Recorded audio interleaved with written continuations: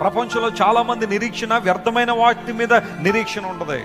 పొందుకోలేని వాటి మీద తమ యొక్క ఆశలు చాలా చాలా ఎక్కువగా బిల్డ్ చేసుకుంటూ ఉంటారు. కానీ దేవుని బిడ్డల నిరీక్షణ వాస్తవమైన, అక్షయమైన, నిర్మలమైన, వాడబారని స్వాస్థ్యం మీద మన దృష్టి ఉంది. నీకు నిరీక్షణ కలగాలని దేవుడు ఆశిస్తున్నాడు. ఈ నిరీక్షణ మనల్ని ఏం చేయతాడు చెప్పండి? సిగ్గుపరచదండి.